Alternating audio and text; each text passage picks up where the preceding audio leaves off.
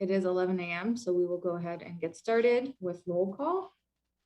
So Dr. Anderson. Good morning. Ms. Cohen. Good morning. Ms. Corbett Sanders. Okay, Ms. Staranak Kofax. Good morning. Mr. Frisch. Okay, Ms. Keys Gamara. She's connecting. Ms. McLaughlin. Morning. Ms. Marin. Good morning. Ms. Pekarsky. Good morning, everyone. Ms. Sizemore-Heiser.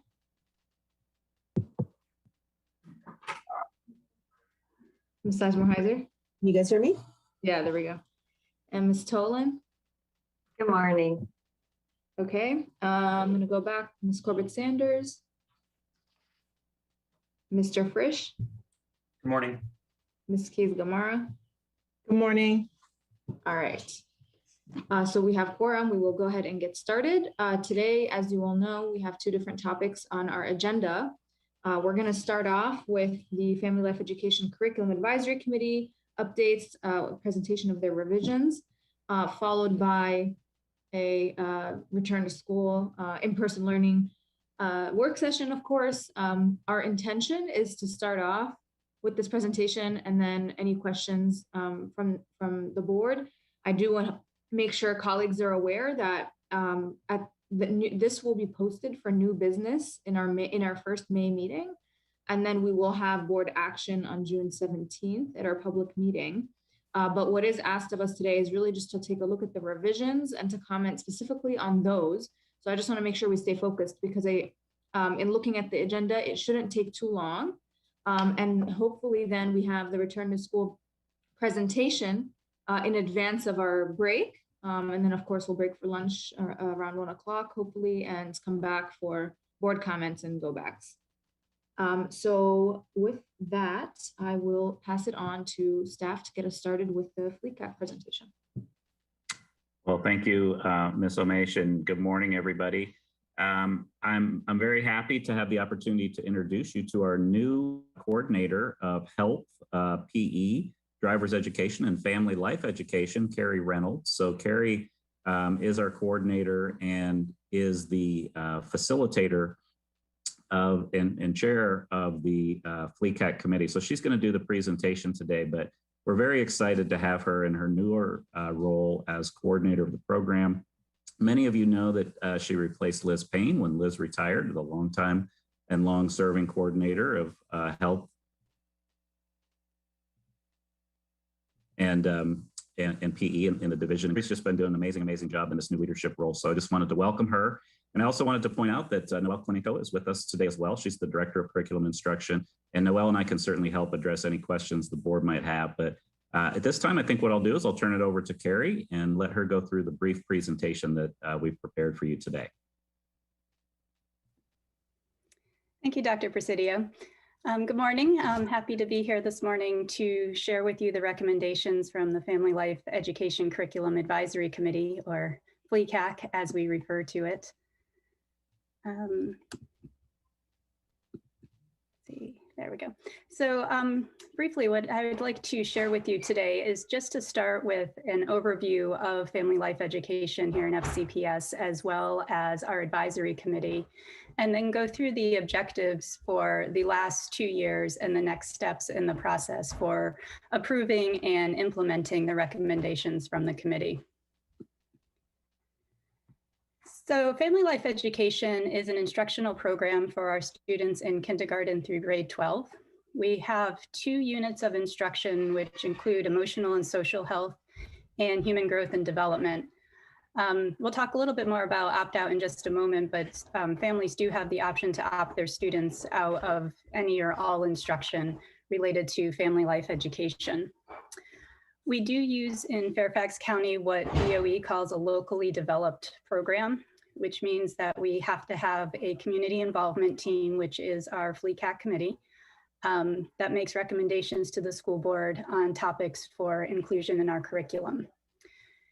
So the Potential changes can come from changes from DOE on the SOLs, as well as from community members, members of the committee, staff, students, or the school board. And recommendations are then considered by the committee. We present those to the school board, followed by a 30-day community review and input process. Those comments will be made available to you prior to the June 17th meeting, when we would ask for you to vote to approve or not approve the recommendations. But we do need school board approval in order to move forward with implementing any changes to the curriculum. And just as a note, we are expecting new standards or revision to the standards of learning in March 2022, which will inform the FLECAC work the following year.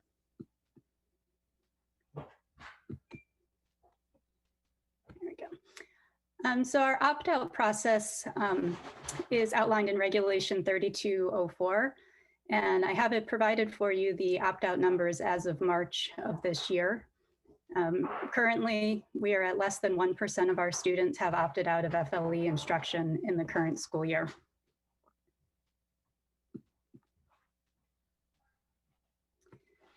The FLECAC committee is outlined in Regulation 1708. The purpose of the committee is to provide the coordinator, myself in this case, with recommendations on the curriculum, media, or other special instructional materials as we develop the lessons and instruction for students. And we have there a breakdown of the members of our committee. As you know, we have school board appointees. We also have a representative from the Fairfax County Council of PTAs and the Fairfax County Health Department. And we look for representatives to represent the faith community and practicing physicians. And our representative this year for the faith community comes from the Fairfax County Government Community Interfaith Coordination, which is part of Neighborhood and Community Services. We also reach out to the Medical Society of Northern Virginia, INOVA, and physician offices to help with the medical professionals. We have teachers and administrators and students represented in our committee as well. We do meet monthly, a minimum of 3 times a year. This past year, we had 4 meetings, and our meetings are open to the public. Because of the current situation, the public participated virtually in meetings this year if they requested to attend. So our report this year covers 2 school years worth of work from the committee. Due to the school closure last spring, the 2019-2020 report was delayed. And so that is included in this year's report, as well as recommendations from the 2020-21 school year. So we're going to look at the 2019-2020 recommendations first. So the first 2 are similar. They would be at our kindergarten and grade 1 levels. And here you'll see in the blue text, we are asking or recommending adding the words mothers and fathers in our description of family structures. And at kindergarten, we would remove the word traditional. The Virginia Department of Education SOLs no longer includes the word traditional in defining families. And we feel that representing mothers and fathers is representative of the family some of our students come from, where they may be living with 2 mothers or 2 fathers in their home.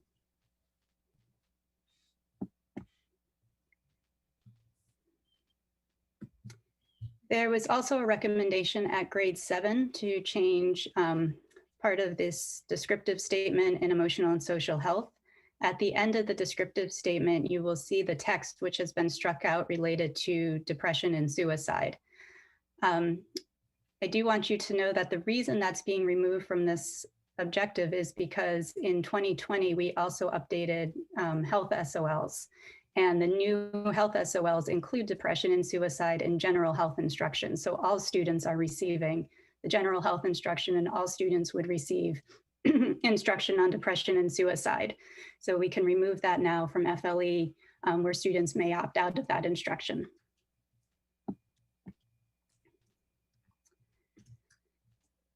The next 2 objectives are related to our modified curriculum. We do have a modified curriculum that serves students with low incidence disabilities, or our CAP B students.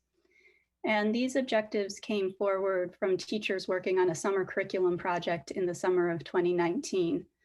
They were teachers of students with low incidence disabilities and felt that this was information that was needed in their curriculum. So in the grades 1 through 6 curriculum, the recommendation is to add an objective for safety related to technology use, particularly focused on keeping personal information private when they are online and using the internet. And then for our grades 7 through 12 students, the recommendation is an objective that helps support students getting along with others in appropriate workplace behavior. So they understand different roles in the workplace and what would be appropriate and inappropriate in behaviors and conversations in the workplace. And then finally, from the 1920, we have a new piece of media that's being recommended to support our 8th grade instruction. It comes from Common Sense Media, Teen Voices, Sexting, Relationships, and Risks. It was believed there was a need to have further instruction on sexting, and this video would help introduce students more to sexting, hear teens' perspectives, and hopefully open some conversation and dialogue around the topic as part of the instruction. Now, if we look at the recommendations from this year's committee, we have 2 recommendations that are related at grades 7 and 8 for human growth and development. We had a high school student ask that we consider the inclusion of amenorrhea in the curriculum. She felt that that was something that was missing. The committee did receive input from a local pediatrician and gynecologist on what they felt would be appropriate in the grade levels where this should be introduced. And so you'll see the addition of that information in the blue text again. Primary amenorrhea being introduced in grade 7. And then in grade 8, a review of primary amenorrhea and inclusion of secondary amenorrhea. And then the final recommendation would be at 10th grade, and this is just a change of wording in the objective, changing it to discuss unintended pregnancies related to adoption. The current word in our objective is unwanted pregnancy. And we had a parent reach out who had adopted a child and was concerned that unwanted pregnancy did not convey the proper message. That unintended pregnancy would be a more appropriate word in talking about pregnancy and adoption. So our next steps, new business will come to the board on May 6th, which would be followed by our community review period from May 7th through June 7th. And then school board action on June 17th with implementation, if these objectives and recommendations are approved, implementation for the next school year, 2021-2022.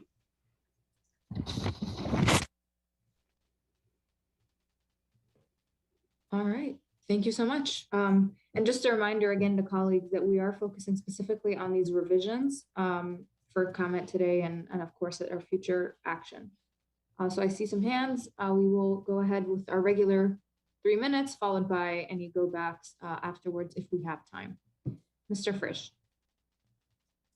Thank you. Thank you for the presentation. It may not say traditional families anymore, but having various families now articulated, including mothers and fathers for our young students, doesn't just tell these students that, those with 2 moms or 2 dads, that their families are no less a family than anyone else's. It also tells the other students in the room who might have a mom and a dad or some other formulation that a student who has 2 moms or 2 dads is no less, has no less of a family than anyone else's. And I think that is a very big deal. I've said before that I've met with most of the GSAs in Fairfax County, our gender sexuality alliances or gay straight alliances. And without fail, I hear the same things at each meeting, right? I hear from kids who hear hate speech and don't report it because they think nothing will happen. But I also hear about the context of our FLE curriculum and what it's like to be othered. And because our status quo had been not mentioning two moms or two dads. We were sending a message to students in two ways. One, for students who have two moms or two dads, we were saying your family is not the same as somebody else's. And for students who might grow up and be in a family where there are two moms or two dads, we were saying that that is not an acceptable option. And that's why these changes are so profound. So thank you. People's lives will be better because of these changes.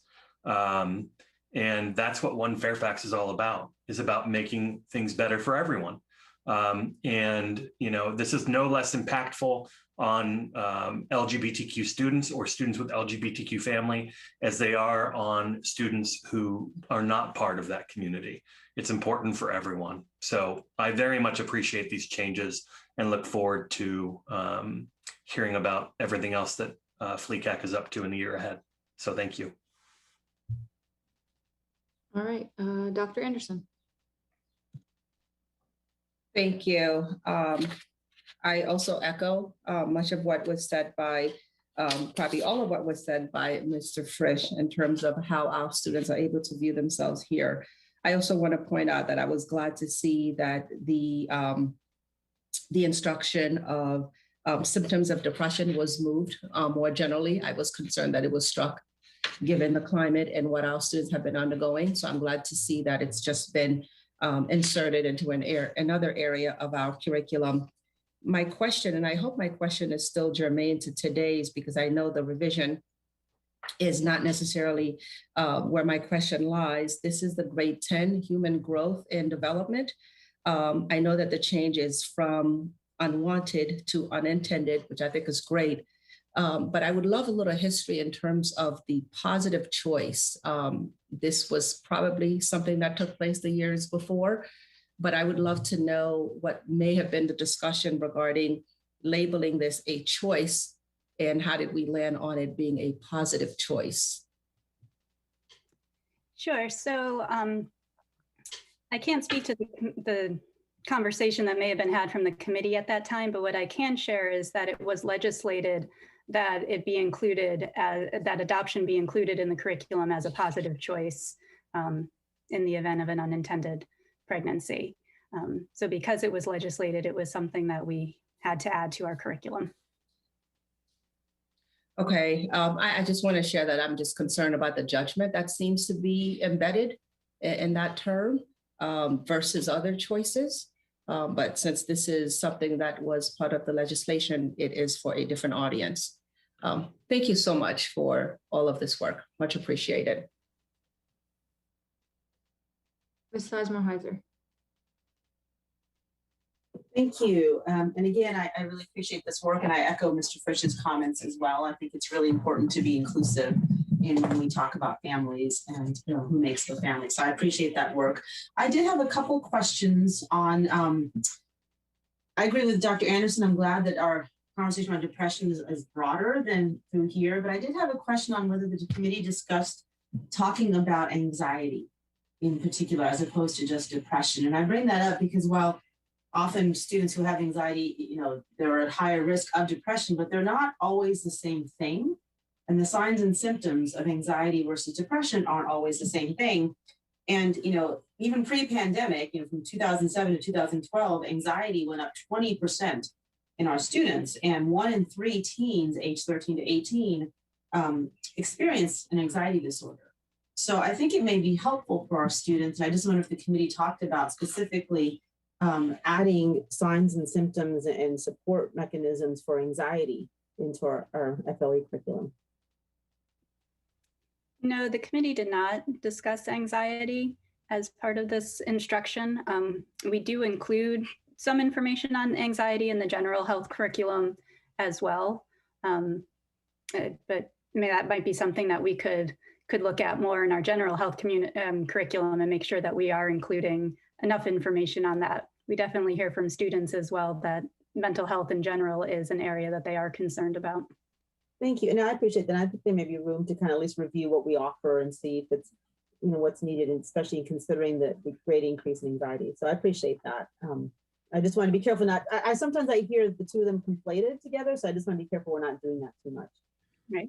Ms. Sizemore-Heiser, if I could add to Carrie's comments, we're just sharing right now, obviously, what the committee looked at this year. But certainly that could be something that the committee could look at when we reconvene, in the fall to look at changes for future changes to the program. So we'd be happy to do that.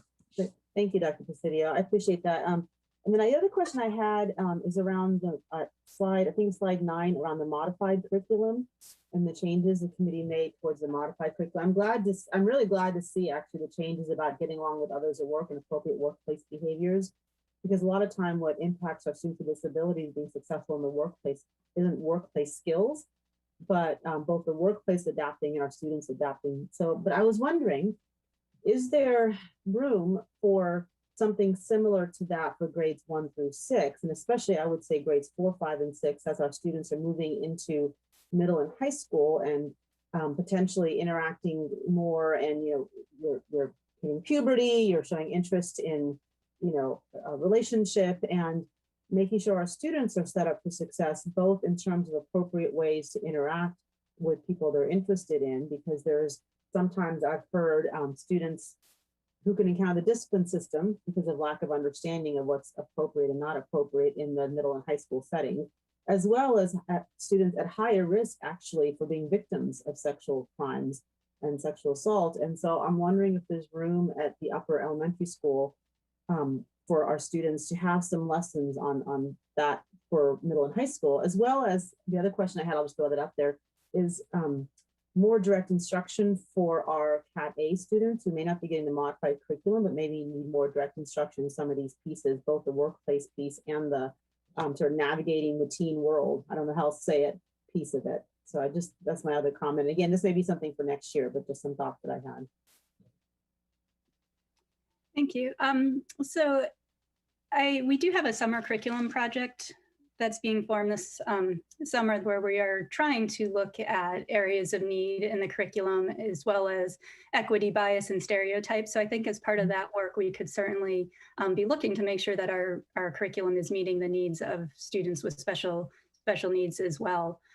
We do have lessons specific to relationships in our modified curriculum, but I would like to work with those teachers who teach those courses to see if they feel that would meet the needs, or if there's something that we need to add to further meet the needs of the students. I'd be happy to talk to you offline just to give you sort of my, expand on my thoughts a little bit as you're doing that Sure. work, if you like. Yeah, I'd be happy to talk with you. Thank you. Thank you. I appreciate that. Thank you. That was the extent of my questions. All right, Ms. Marin. Great, thank you so much. I was so moved, literally, that I had to go upstairs to get a book that I just started reading yesterday about a woman named Haben, who is deafblind. And while her book talks about her physical disabilities, this quote is really centered, I think, what we're trying to do here. Communities designed with just one kind of person in mind isolate those of us defying their narrow definition of personhood.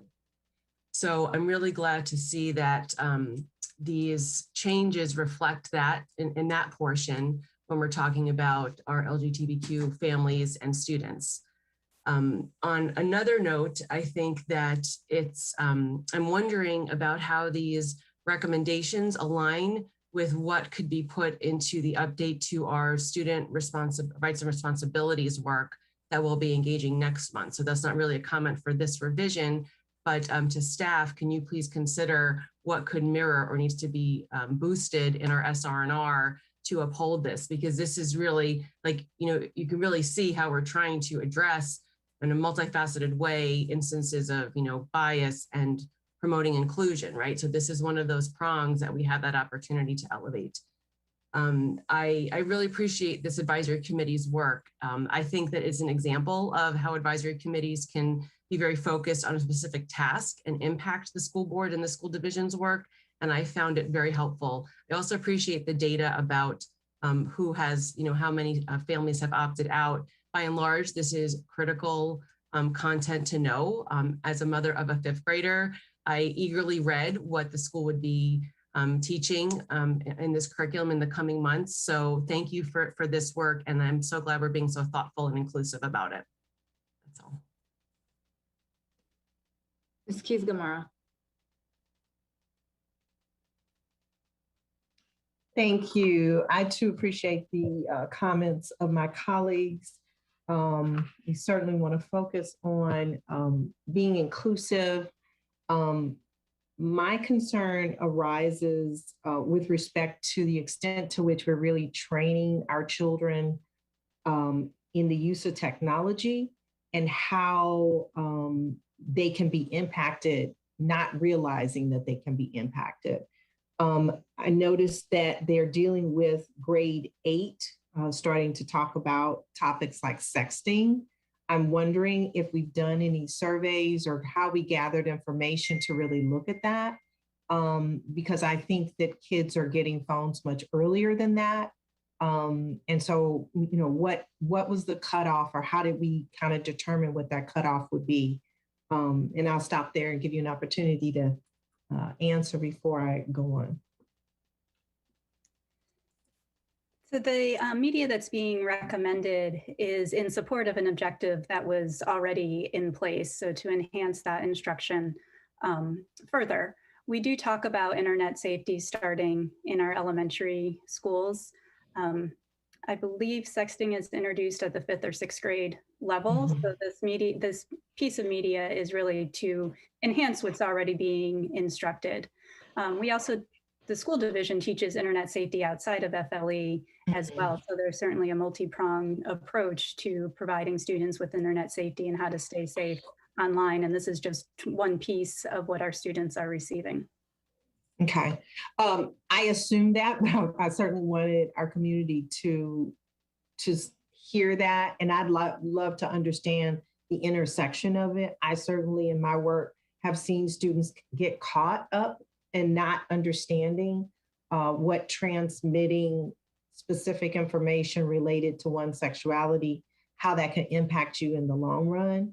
And so I would be curious as to how we are, you know, having an intersectionality, not only with FLE, with our digital education, and then how that impacts our SR&R, because I do believe this is a little bit like driving a car, right?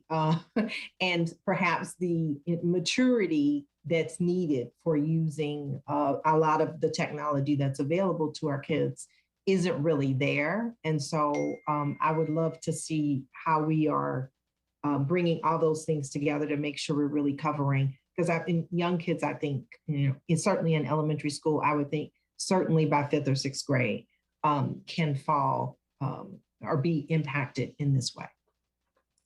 So thank you. And I look forward to how we might be able to address that in the future. Did you want a response, Ms. Keys-Gamarra? That would be nice, but I wasn't going to. If anybody had a response, I'm happy to hear it. I know our instructional technology team has been working on some lessons and so forth at the different grade levels. So I can reach out to them to look more at how our lessons and their work has intersected. And we did have some conversation pre-pandemic, so I need to refresh my memory on exactly where we were with that work. Yeah, I would just add to what Carrie said. I mean, we do have a very comprehensive set of instructional materials related in curriculum related to digital citizenship that spans the grade levels. So, as Carrie mentioned, some things are reinforced with a particular focus in our FLE program as they pertain to, the state standards and the standards that we have within our own FLE program. But in no means is the instruction around digital citizenship skills and internet safety limited to what's in the FLE program.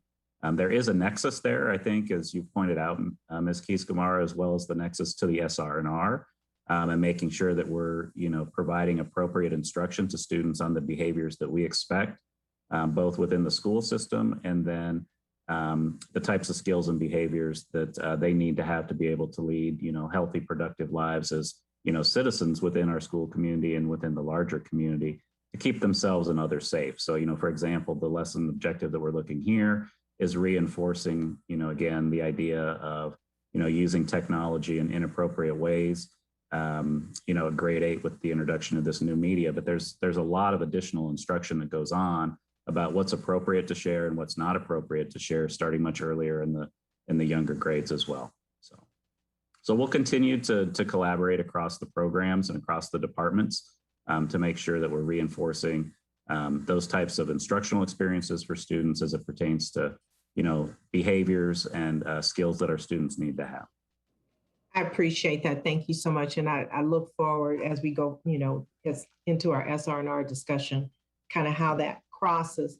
The last comment I'd like to make, there was a comment about how we were talking about adoption and using the phrase positive choice. I would simply say that there can be a lot of negative stigma for children around adoption. And I suspect that language may have come to address some of that. That's just my assumption. Dr. Presidio, I don't know if you have any knowledge on that, but I know in my work, that is something that we see quite often. So. Yeah, I can't really speak to the legislative intent, but definitely I would agree with you that, a big part of what we want to do is make sure that we're not addressing or adding any negative stigma in this particular to individuals who might make the choice during an unintended pregnancy for adoption. So, that's our intent, and that's how we're designing our curriculum, and that's how we'll deliver our instruction in FCPS. All right, Ms. Tolan.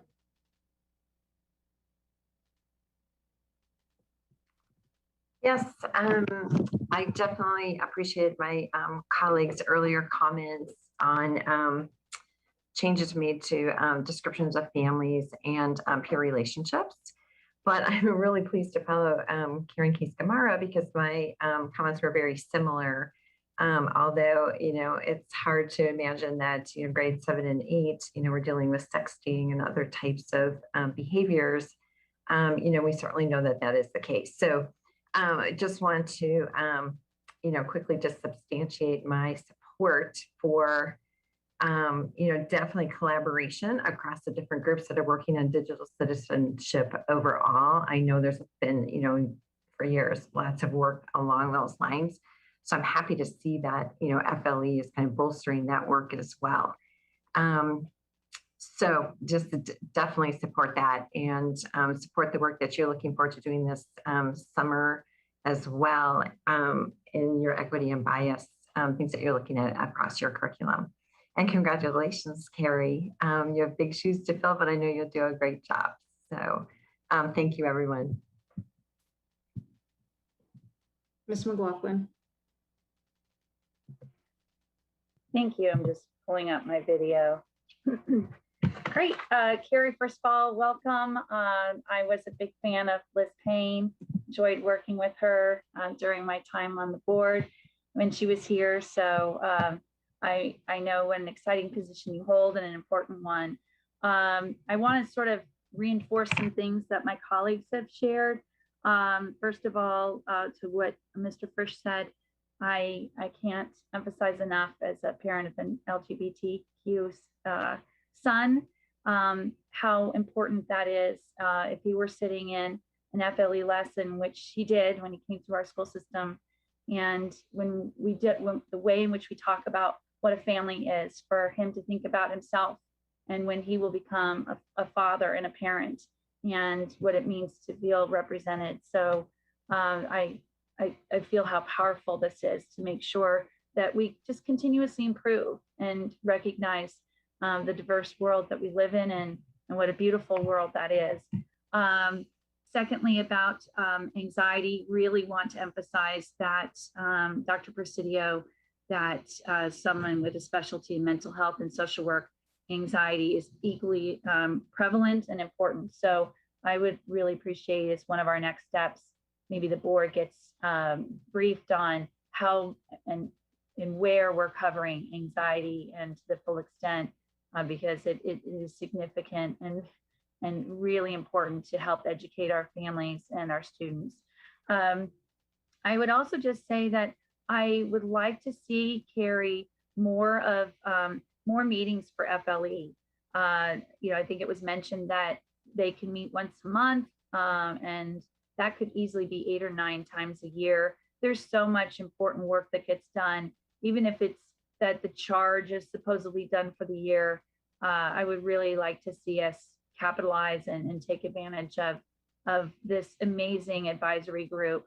And I just, for too long, I've been hearing from my own appointees that maybe they meet 2 or 3 times and it's like, well, our charge was done and that's the end of that. And we lose that. Secondly, I really want to emphasize the sexting piece. So I do want to ask Dr. Presidio again, if you'll be able to show us how that's all knitted together. Again, it's not time sensitive, but I'd really like to see how it's scaffolded and how we're really delivering that. As someone who's really involved in student discipline reform, the worst thing I can think of is that students unknowingly are engaging in behaviors that they have no idea that they're creating risk for themselves and others. And then I also would like to ask 2 questions. One, how are we benchmarking our program around FLE, since they're all locally developed? Who do we draw upon for best practice and inspiration? So in our locally developed program, there are several topics which we are required to include, whether they've been legislated or they're outlined in the VDOE guidance documents. So things around abuse, dating violence, relationships, boundaries, consent, adoption, as we've already mentioned, and there are several others that we have to draw from. We use the standards of learning as a reference to baseline our program, and then we have flexibility within those of where we can move objectives up or down or decide that they are not appropriate for our community. In the same way, we could add other topics, which we did. I know you're familiar with the work we did on human trafficking several years ago, where that wasn't in the standards, but something that came forward from our public safety officials in that case is a need for our community. So we can do that as well. I also talk with Fairfax County government representatives around abuse and violence, gangs, human trafficking. We have a group that meets monthly on mental health and wellness topics. So we have input from those areas as well. And certainly when we're doing research or something comes to our community or to our committee, we would look to the CDC, the National Institutes of Health, or organizations that represent the specific topic that's come to us. I also meet with coordinators around the state multiple times throughout the year. So we hear what each other is doing in their programs, both on FLE and health and physical education as well. Oh, I had meant like what specific school districts around the country that we might look to. Do we do that at all? I don't know that we've looked to school districts around the country. We did do some work with the human trafficking to other school districts. I know Liz had done that in the past, but recently I'm not aware of us working with school divisions around the country. Okay, Ms. McLaughlin, you're out of time. I know. I just put me on for a go back then, please, because I do have some other questions and I want to follow up on that. If we have time, we'll come back around. Ms. Pekarsky. I think Ms. Cohen was before me, but I will go ahead. As my fellow meeting manager, we give everyone the chance first. Very good. I appreciate that. I want to just go back to something that Dr. Anderson said about the addition of the adoption. And I understand the conversation and the importance around that, but in ensuring that our students are not, feeling judgment, are there other parts of the curriculum that, may speak to unintended pregnancy and going, talking to your doctor, et cetera, that would, that this is kind of a part of? I don't know what else is in there, but just going back to that point, do we have more in the curriculum? So In the 10th grade, we have a lesson on the options if a student has an unintended pregnancy. So in that lesson, they talk more about if they choose to keep and raise the child, adoption, and also abortion as the options that would be available to them. And certainly reinforcing that they should be talking to a trusted adult, whether that be a parent or guardian, a doctor, a faith or religious leader, whoever they feel comfortable talking with to get support and help in that situation. Perfect. That's really where I think I wanted to get at, that we're ensuring that we're talking to a trusted adult in the case. So yeah, thank you. In general, everything that I had questions have been already brought up. Thank you for all your work and the work of the committee. It's appreciated. Ms. Corbett-Sanders. Yes, thank you. And I really appreciate the continuum that we have been on for the family life education. Every year we seem to unpack a bit more and really strengthen it. And I am very appreciative, especially on family structures, the language there, because I know that many of us have raised this in the past. So that is fantastic news. Similarly, you mentioned the human trafficking work, which Fairfax was the first in the state to really address human trafficking in our family life. And I'm pleased that it has become a model for the rest of the state. Ms. Keys-Gamarra mentioned the issue of sexting and could we address it at an earlier age or an earlier period in the curriculum. And I would like to reinforce that message and suggest that if we are introducing privacy online to our kids at an earlier age, we could talk about protecting one's privacy in what we share in the form of pictures or comments online. And so if we could consider doing that as part of the curriculum, I'd like to hear where you all are on that. And then another area that was addressed a couple years ago, and I really appreciate it, was on bystander awareness and interventions, which has been a game changer on sexual assault. But we've been hearing from some that they would like to see a stronger discussion on consent and what consent means. And I think this is an area where I'd like to hear from you all whether or not there could be more intentionality in how we address consent. And this should be for all of our children, because oftentimes we have kids who may have disabilities who are thinking that they are being are being treated respectfully, but they may not. And so having a more direct approach to consent or a more overt approach to consent across the whole curriculum. And so in those areas, if somebody could comment.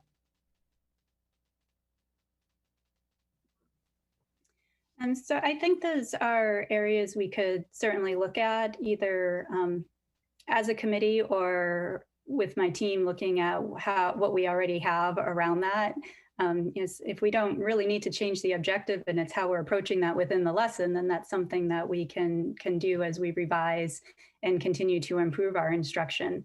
But certainly as we go through that process, looking at it, if we feel like there is a gap, then that is something we could bring forward to the committee to look at either revising or adding an objective that would then come to you as the school board.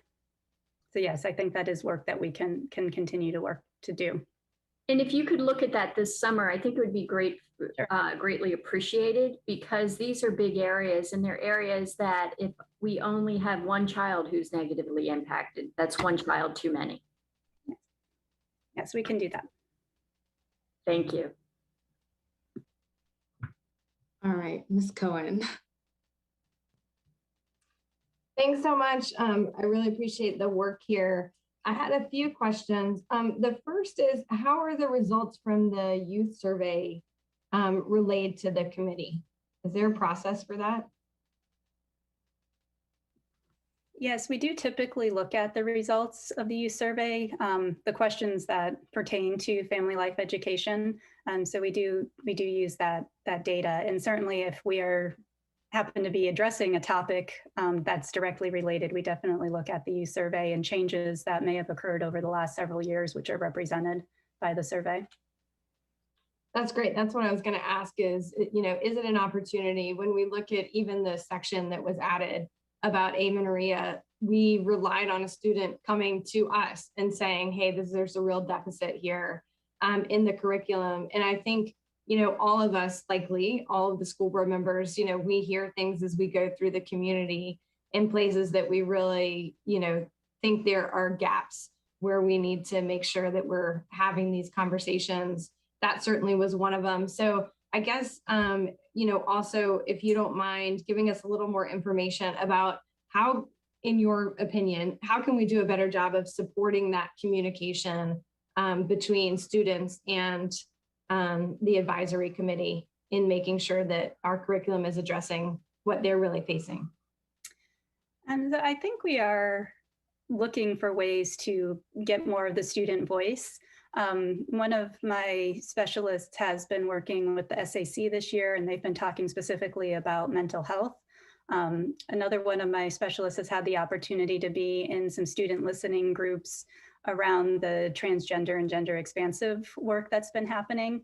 And we actually were talking this morning to try to look at some ways that we can bring some student groups together specifically for our FLE topics and hear more of the student voice.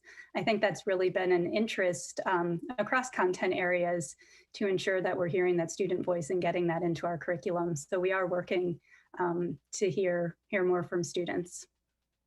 That's awesome. And I hope that you'll use us as partners in that work for sure, because we would love to be helpful. I'm so glad that you mentioned my next and last topic.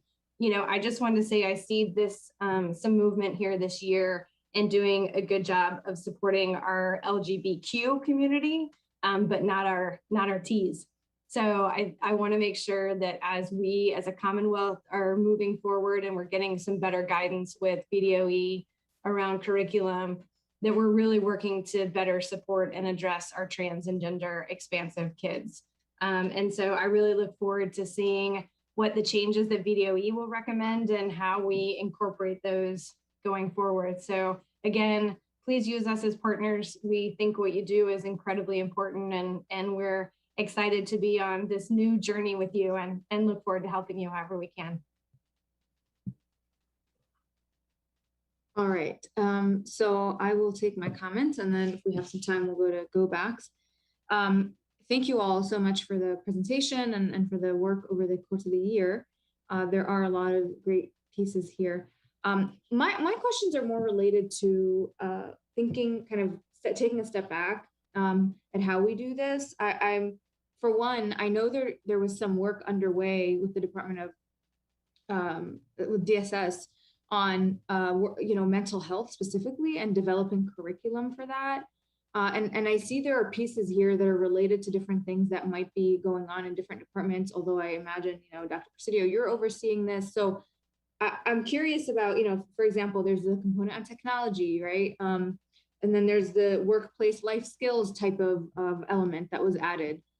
Have we been kind of having those interdepartmental conversations, or specifically with the mental health component? Because I know previous leadership has shared with me that that's underway, and maybe this is a Dr. Brabrand question, but what are we doing to kind of overlap those things? It would be a great addition to Rachna's point earlier about anxiety and what others have shared. There's a lot more that we can speak to on mental health and really informing kids about their own, circumstances. So. Yeah, I think a few things I would say. I mean, we are doing that, cross-team and cross-departmental collaboration work, and we need to do more of it. There's no question about that. We took a really deep dive prior to the new board coming on board, if you will. We did a deep dive where we went through as a committee our entire FLE curriculum and looked at all of our lesson objectives in every grade level. And that was just like 2 years ago, just pre-pandemic.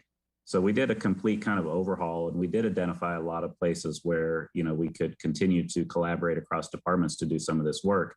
I think now what we're all seeing as a result of the pandemic is kind of a heightened awareness of some of the anxiety and mental health and social emotional needs. And, we do have a cross-departmental team who's leading that work. It's not just folks in DSS, it is folks in other departments like the counseling team, like Carrie's team and health education as well. So we are doing that work.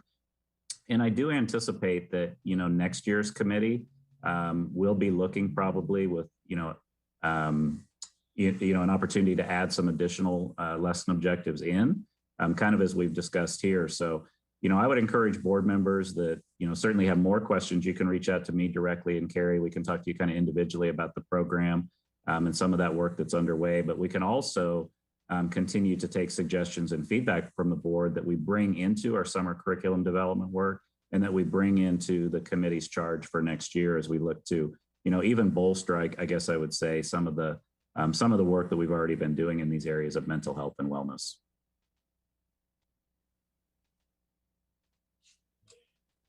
Yeah, I don't know, Dr. Weber, if you want to add anything, but the only thing I would say, I saw you nodding, and I know you do so much around curriculum for us. Did you want to share anything else in elaborating on some of the points that Dr. Presidio aptly made? Anything else that you wanted to add? No, I would agree with Dr. Presidio. I do think we want to be a little bit careful about loading up family life education with everything, because we want to make sure that this is that our approach not only is in this confined family life that students could potentially opt out and miss out, that we understand what's in family life, and we understand the broader spectrum of what's in our curriculum in different places, whether it be digital citizenship or whether it be our self curriculum, and that all these things work together so the students have a more comprehensive, and as Carrie used, multi-pronged sort of engagement with these concepts, because one hits on these types of things don't always work. Yeah, no, that's a helpful point. I mean, I think in always trying to think of it from the student perspective, this is one of those things that kids just feel forced to sit through, right? And it's awkward. And then, you have like a mention of this technology piece, and then maybe a mention of this other element. And I don't know how much a student takes away for the benefit of their wellness and in understanding how to apply things or connect the dots, maybe in the way we're presenting it right now. I'm trying to think, if it was maybe framed in a holistic health kind of way where, amenorrhea now is as an example of something that's really, a step forward in thinking of how, certain students can relate to their bodies and understand what's going on. The mental health component is an aspect of that, but if we're kind of going to dedicate the resources or, the time to do that in a different setting, I think some thought needs to be given to how we present this to students. And again, from that student perspective, what is the student really benefiting from? What are they taking away, as opposed to it kind of just being a formality that they sit through and go through these topics and giggle to each other and walk away, So that I think there's still more work to be done on that front. And maybe we can connect the dots amongst these pieces. Or we just decide that certain things aren't going to be addressed altogether in this, maybe the technology safety and workplace life skills is something to be addressed by counselors, and then we focus more on mental health and sexual health and these kinds of things that we can then flesh out in a way that's more practical and applicable and relatable to students. I don't know. I think I'd want to rework it, but can someone comment on that if there's a way to kind of reframe? And I know that's my time. Well, I mean, I think what you're raising is kind of a central tension in teaching and learning, which is, how do we integrate things in a way that students understand the connections across content areas and knowledge transfers from, one subject to another, from one class to another. And, it's a central challenge that we continue to address. So there's always improvement work that we can do there. I think one thing I would say that, might be helpful is for board members that are newer on the board to look at some of the previous review work that we did of all of the FLE curriculum, just to get a sense of that work that we did, prior to the board elections, because a lot of those questions that you're raising were things that we did look at. and we looked at every content objective at every grade level and said, is this something that really needs to be in the FLE program? Because we don't want things there that aren't, really reinforcing, key learning outcomes for students, right? And so what we have is we have the committee's best thinking and the board at the time's best thinking about what was appropriate. But we certainly welcome, newer board members that didn't have a chance to be part of that process to give us feedback as well as we form the committee's charge for next year. So that might be a starting place. Appreciate that.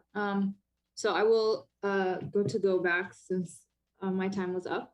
I see we have two, Ms. McLaughlin. And we'll do, just to make sure we fit the time, let's do 1.5 minute go backs, just so we finish. Go ahead.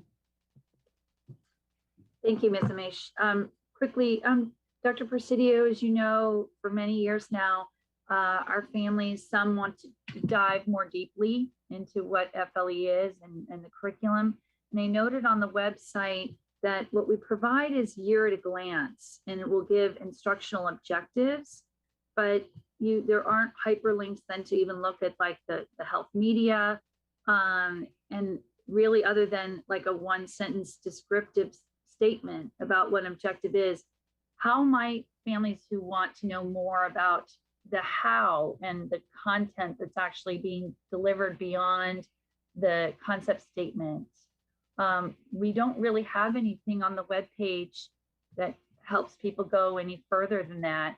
And I would like to know your thoughts on how we make that more accessible for parents to at least know where to go to get beyond just a descriptive statement on an objective related to the FLE curriculum, because it says curriculum on it, and then when you go there, it just says, the descriptive statement, and I'd like to know, how are people able to access that?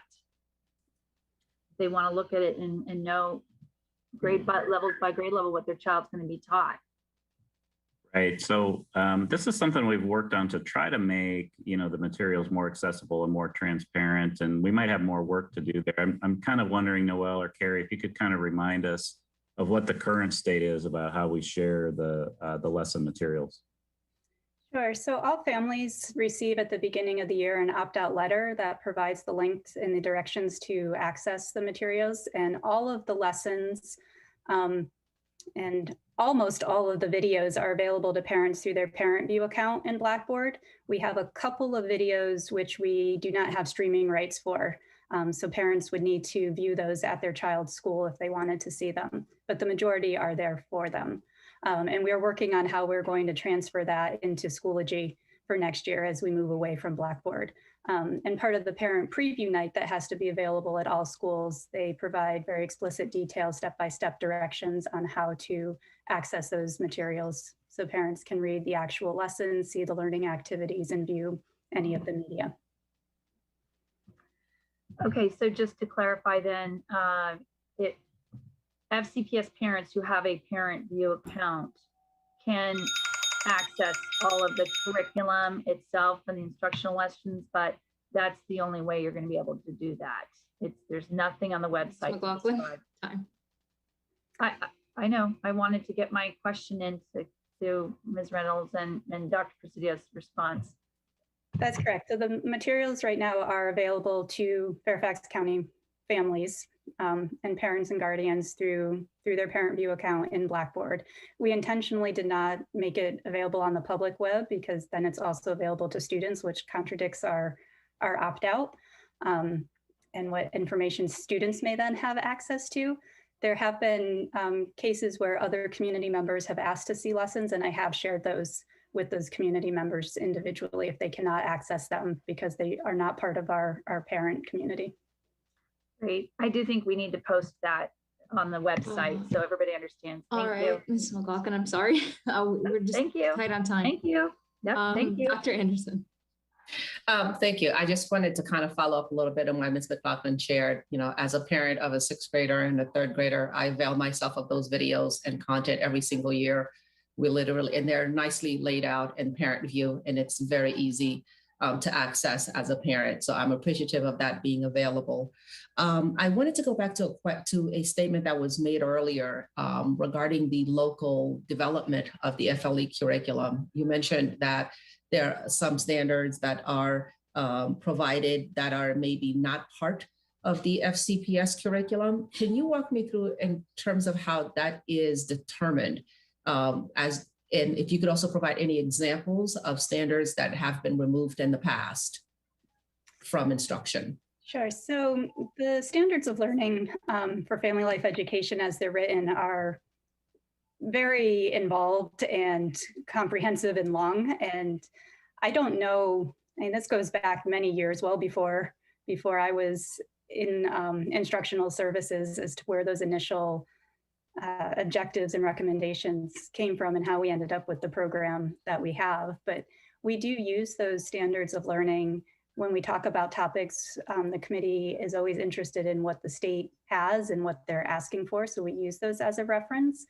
Some things that come to mind that we don't instruct, for example, I believe it's first or second grade, the state wants to include that babies develop in a uterus. They start to introduce the human anatomy in the earlier grades, where we hold off on that until 4th grade. So that would be an example. They make references to using pets and animals as examples for reproduction, where we focus our instruction on human reproduction and not what animals may do. And there are a lot of objectives. I certainly don't have that document memorized to share with you. I could provide the website where you can access the document if you were interested in looking more at what is included in the SOLs. No. I know where to find it. I guess I wasn't under the impression that we had such latitude to determine which standards we can instruct and which we cannot. And I'm wondering, is that the same latitude that can be applied to math or language arts? That's just something that I was not aware that we could pick and choose which standards we would instruct. My understanding is that family life is different and that the SOLs do not need to be implemented in their entirety as they are in other content areas. But as I said, there is a specific list that's included that if you do have a locally developed program, these 10 or 12 things must be included as part of your program. Dr. Presidio, perhaps you can also confirm, is that the case for family life, that it is under a different set of regulations in terms of adherence? It is. The regulations lay out basically the option for school divisions to either adopt the state's program or to develop their own local program. And again, as Carrie said, many decades ago, Fairfax chose to make that decision to develop our own local program so that we would have a little bit more autonomy and control over what was included in the program. And then also, as Carrie said, there are some standards that are required, even if you have a local program, to be included in your local program. So, that's the route that we've chosen to take in Fairfax. And, I think it's similar to the approach philosophically that we take with our program of studies in Fairfax, including the things that were required in other content areas to instruct to, and oftentimes then adding additional content standards on top of that, in terms of things that meet our own local community expectations here. So philosophically, we've made that decision to adopt, or to create our own locally developed program. Thank you both. All right, thank you. Because of what was brought up, I have to take a go back. I don't see any other hands. So just real quick, what percentage of our families are on Parent View?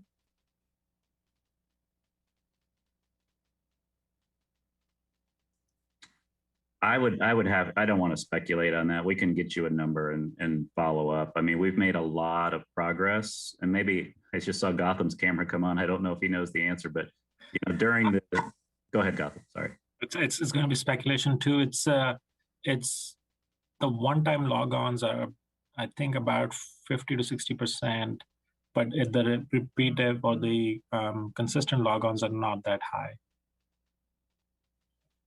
Okay, I think that's something as a board we will constantly have to think about. And also, this is only provided in English, is that correct? The instructional materials, the lessons and so forth are only in English. The opt-out forms, which includes the objectives and descriptive statements, are translated. Yeah, no, I appreciate that. I mean, obviously the aspect of family engagement is important, but I want us to just be really honest and mindful of the fact that we're not engaging the majority. And certainly from what Mr. Sethi said, less than half regularly checking in a way that they may be aware or looking at this. So I just want to remind us as a board and hopefully as a division of where we can focus some of our energies and really not leave major chunks of our community behind. With that, I see Dr. Anderson's hand. We weren't going to do double go backs, and I did want to make sure we could take a 5-minute break before presentation. Is this if this is a comment? I don't think we. It's a question. It's a question because for staff about. Yes. Okay, I see more hands now. I think I see Ms. Pekarski, who did not take a go back, so I will go to her. And then I think we do have to move on, but yeah, you know I'm fast. So quickly, aren't the materials available in school as well? Yes, they should be available in the school library as well. Right, thank you. Ms. Amish, I have a process question. It's not related to FLE. All right. Go ahead. Dr. Anderson, was your comment was about the content of this. I mean, okay, at this point, it's the two of you. So let's just take a minute each. Dr. Anderson, go ahead, and then Ms. McLaughlin.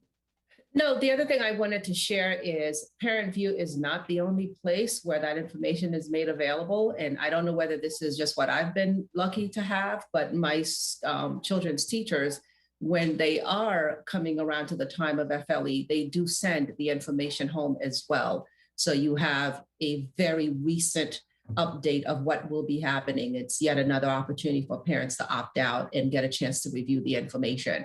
Parent View outlines all of the lessons in very, very and high level of specificity. But in terms of the general topic to be covered, I think those are provided, at least to me and my schools, more than one time a year.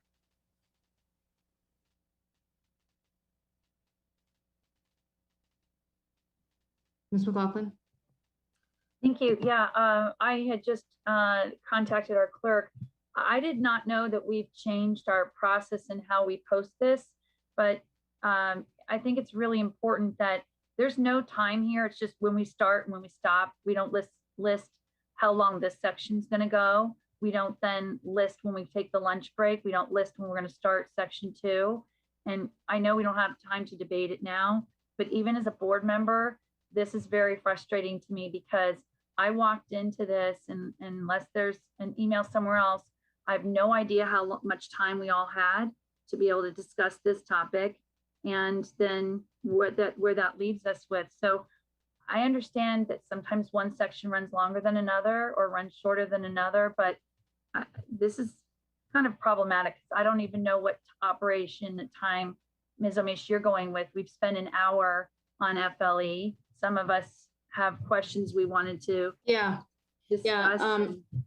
And no, by the way, we shouldn't be basing things on if people can come into a building. We have transportation issues. We have people working during business hours. Having it in the library is not the only solution. Yeah, I just wanted to address, I mean, that's why in the beginning we frame the conversation and sharing that we're going to go about an hour on FLECAC, try to have the RTS presentation and then break for lunch for our, typical half hour. And it's really to afford us the flexibility to be able to go with the time of what seems to be coming. RTS obviously is a big topic, so I don't want to belabor the point to take up more time. I did want to be able to offer. No, it's fine, but I think we're then to chair and vice chair, we should be having a board discussion about this change. Yeah, I mean that's a bigger process question. I think we can take to a different forum. It's 12:09. My hope was to start at 12:10. I think we can give folks a couple of minute breaks. So let's come back at 12:15. We'll start immediately with the return to school presentation and go from there. Thank you all.